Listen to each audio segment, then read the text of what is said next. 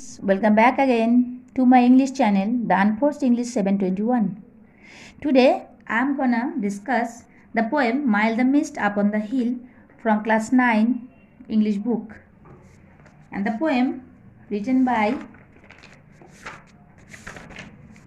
Emily Jane Bronte. Mile the Mist Upon the Hill is a title that is actually the first line of the poem. Emily Bronte officially never gave the poem a title. She was an English poet and novelist. And in this poem, she describes the present in the first stanza. Then in the second stanza, she describes the past. The third stanza describes again the past. And lastly, the poet returns to the present again. She was died when she was 18 years old. She was born at the time of Victorian era. That time women didn't have any position in the society. They were not equal to men. So sometimes she used to hide her name and wrote under another name. In that time, women married early and had lots of children, but she didn't marry at all. She lost her two sisters and she was sad. That moment she wrote this type of poem, and one of them is Mile the Mist Upon the Hill. First of all, we have to read this poem, then we will analyze it. Mile the mist upon the hill, telling not of storm tomorrow. No, the day has wept its fill, spent its store of silent sorrow. Here wept means cry, mild means soft, mist means fog, up on means on. And wept, the day has wept means rain. Wept means here rain. The day has taken a break from weeping. And so spent its store of silent sorrow. It emptied its sufferings, its pain, and its untold sorrow by raining. Second verse. Oh, I am gone back to the days of youth. Youth days means she is thinking about her childhood days before all the problems come. Then the second verse. I am child means the second verse we are continuing. I am a child once more. She is thinking that she's again has gone to her childhood. And neath my father's sheltering roof and near the old hall door. Neath means beneath, it means down. Sheltering roof means the protection and the comfort of her childhood times when she was with her father.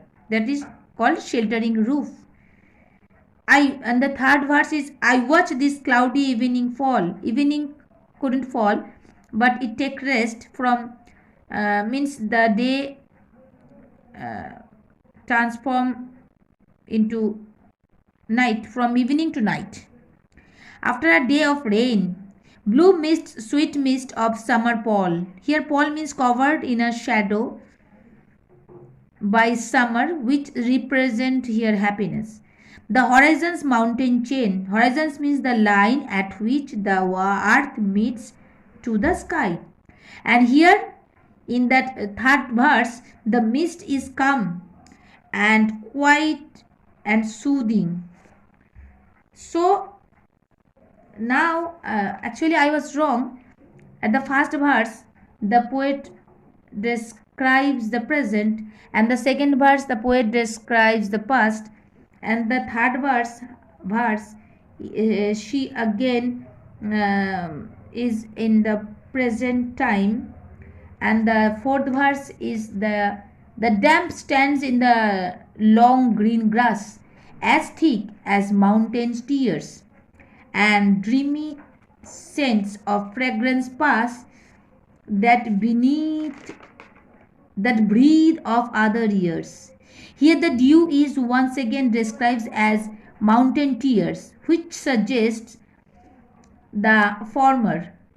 The meaning the morning was filled with the sorrow. It is a way to describe the dew in that last verse. And the dreamy sense suggests the latter, and it symbolizes some kind of unexpected and very pleasant gift. That is the poem. And now we have to describe the poem thoroughly. So when the poet thinks of her childhood, she is herself near the old hall door. We read at the second verse that oh, I am gone back to the days of youth. I am a child once more, and beneath my father's sheltering roof and near the old hall door.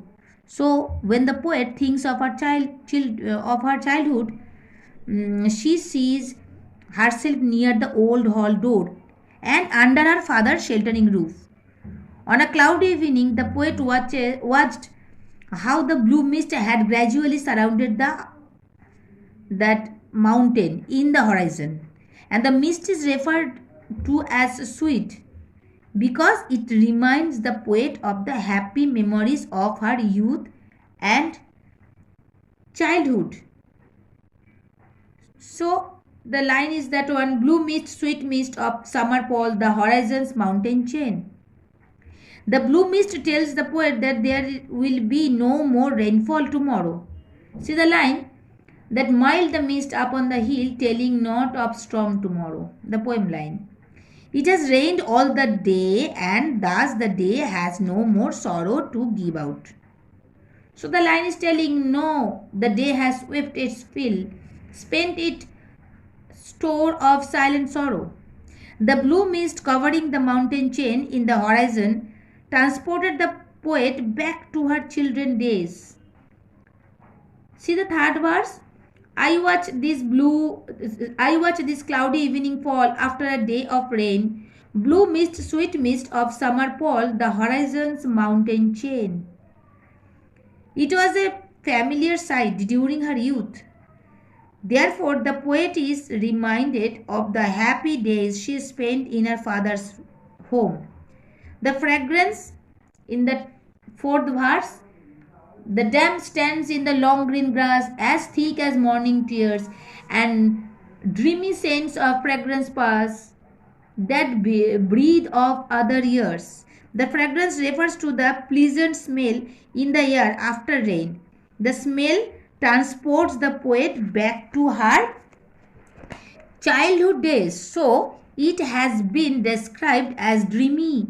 The morning's tear here refers to dew drops on the grass.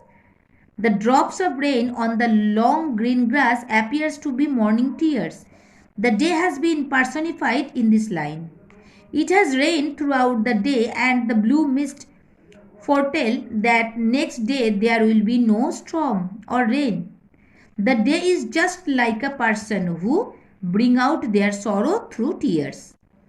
The father's roof in the second verse refers is as sheltering because the poet spent a carefree life under her father's care. Her father protected her from various life issues that are a part of living. That is the analysis of this poem in detail. I hope student you understand that poem, and if you understand thoroughly my line by line explanation of this poem, so then you can subscribe my channel and smash the like button if you want to do it. Now come to the exercise. Take the correct answer from the given alternatives. The mist was upon the hill. Number 2, the sorrow of the day is described as silent.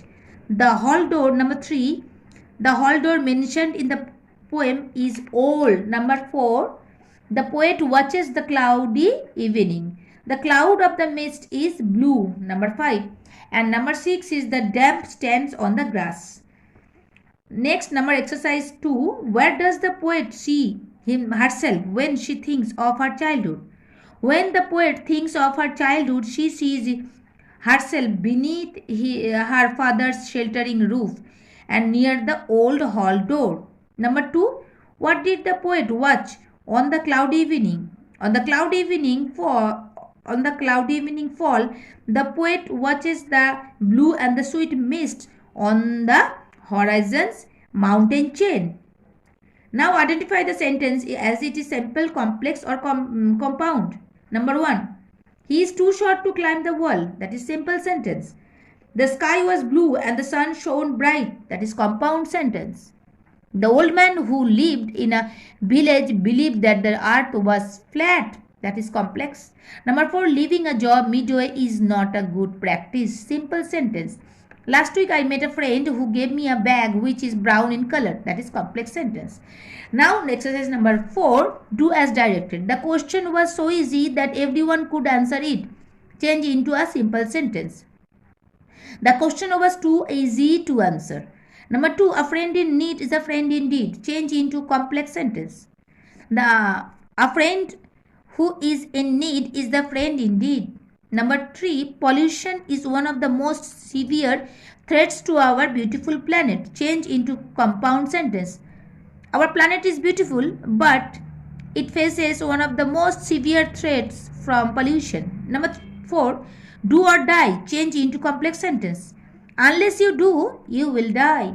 Number 5, he was confused and stopped working. Change into simple sentence.